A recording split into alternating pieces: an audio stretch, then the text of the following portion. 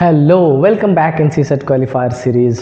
हम हैं अपने पेपर के उन चंद दिनों में जहाँ पर हमारा मूड बहुत स्विंग कर रहा होता है। आज ऑफलाइन क्लास में बच्चों की यही कंडीशन थी, इसलिए मैंने इसे शुरू किया। बट देखो, मुझे ऐसा लगता है कि आपने इतना टाइम दे दिया है जीएस को, इतना टाइम दे दिया है सीसेट को, इतने पेपर लगा चुके हो कि कोई परेशान होने की ज़रूरत नहीं। दिमाग में आएगी चीज़ें, वी आर ह्यूमन बीइंग्स, तो हम पेपर को लेकर थोड़ा सा प्रेशर में है, इट्स ओके। आपको ये भी तो समझना कि पेपर आप सिविल्स का देने वाले हो, लेकिन यहीं पर कूल काम एंड कंपोज रहने की ज़रूरत है। अगर आप वो रह गए तो बहुत सारे जंग तो ऐसे ही जीत लेते हैं, और मुझे पता है कि आप वो कर लोगे। चलो इसी की तरफ एक कदम और बढ़ाते हैं आज मेरे साथ, और मैं शुरू करने वाला हूँ एक और सेशन बहुत शानदार। सिर्फ नेक्स्ट 15 मिनट, सिर्फ 5 क्वेश्चन, लेकिन वो 5 क्वेश्चन ऐसे पैटर्न के शामिल किए जो कहीं ना कहीं आपकी रीच बनाएगा, कहाँ तक आपके पेपर तक, कहाँ तक आपके सक्सेसफुल होने का। तो आइए बिताते हैं साथ में 12, 13, 14 मिनट्स मिल के काम करेंगे। बट हाँ, चीज़ें अगर ठीक लग रही हो, समझ आ रही हो, चैनल को शेयर करो, सब्सक्राइब करिए। और एक बात और बता देता हूँ मैं कि हमारे प्री का 24 में कि जस्ट अगले दिन ही मैं सीसेट के मेंस का एनालिसिस शुरू करूँगा। मेंस में मैं क्या कराऊँगा आपको, जनरल अवेयरनेस के, जनरल स्टडी के चारों ही सेगमेंट का, जिस पे मेरी ज़्यादा पकड़ है वो पहले कराऊँगा, और आपको पता है वो क्या है। So see you there in that class. चलिए आज शुरू करते हैं।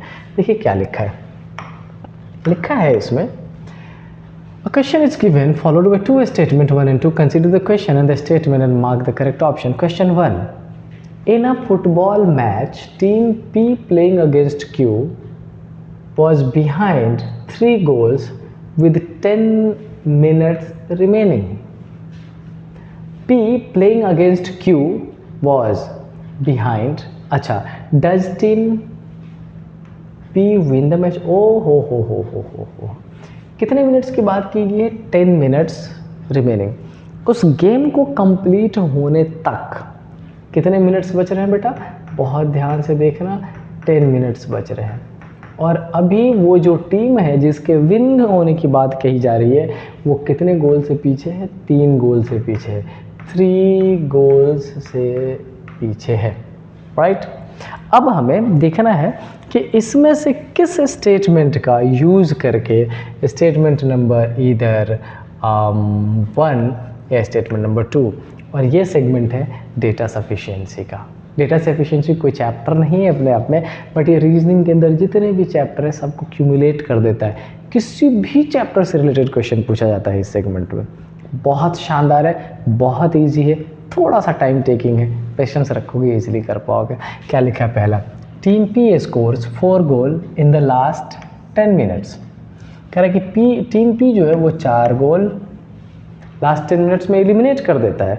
अच्छा, ऐसा मान लेते हैं कि वो 3 गोल से पीछे था, उसने 4 गोल कर दिया, तो नेक्स्ट टीम से 1 गोल आगे हो गया। लेकिन ये हम तब मान रहे हैं जब हमें दूसरे टीम के गोल के बारे में इंफॉर्मेशन ही नहीं है, जबकि ये भी तो पॉसिबल है कि इसने 4 गोल किया, हो सकता है 2-4 उसने भी ठोक ठाक दिए हो।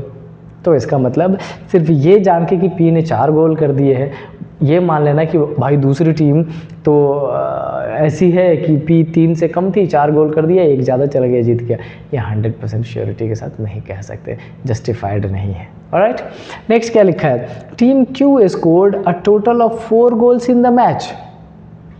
अब कह रहा है कि जो टीम क्यू है वो टोटल 4 ही गोल करता है मैच में। Done.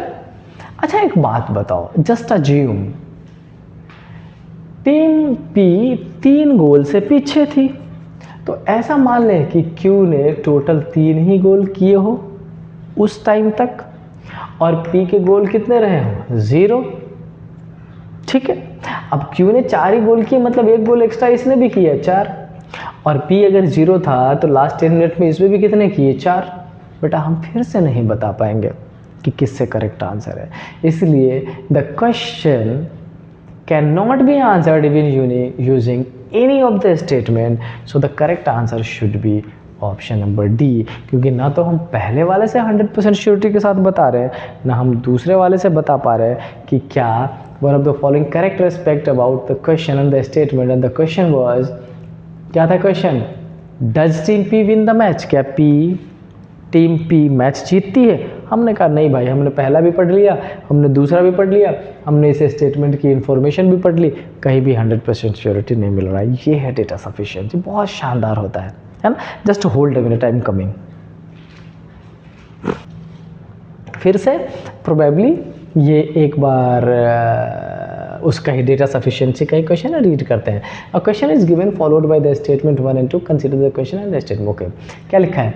How is Q related to B. अब देखा, जैसे पहले क्वेश्चन डेटा सफिशिएंसी का था बट दूसरे चीज़ से रिलेटेड था, अभी दूसरी चीज़ है, ब्लड रिलेशन मेंशन कर दिया।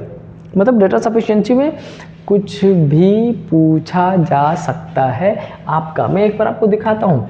ये जो फर्स्ट क्वेश्चन था हमारा डेटा सफिशिएंसी पर ही बेस्ड था, बट गेम से रिलेटेड था, टूर्नामेंट मैच से रिलेटेड था, और ये वाला क्वेश्चन हमारा किससे? ब्लड रिलेशन से। कोई बात नहीं, कर लेते हैं अपन, कोशिश करते हैं। क्या लिखा है? लिखा गया है how is Q related to P. अब सुनो, क्यू से पी का रिलेशन पता करने के लिए क्यू का जेंडर क्लियर होना चाहिए, मेल है कि फीमेल, ये ध्यान में रखिएगा तो ईजी हो जाएगा। Let's check it out. Statement 1 है P has 2 sisters R and S. इसमें बोला गया कि देखो पी के पास 2 सिस्टर है, एक सिस्टर आर है, दूसरी सिस्टर एस है, लेकिन इस फर्स्ट स्टेटमेंट में क्यू के बारे में तो कोई बात ही नहीं की गई। तो यहाँ जो ऑप्शन है, the question can be answered by using one of the statement alone but can not be one of the नहीं। अच्छा, वैसा ऑप्शन नहीं दिया कि सिर्फ फर्स्ट का यूज करके आंसर तो दिया नहीं गया, तो हम नहीं कर सकते। दूसरा क्या लिखा है?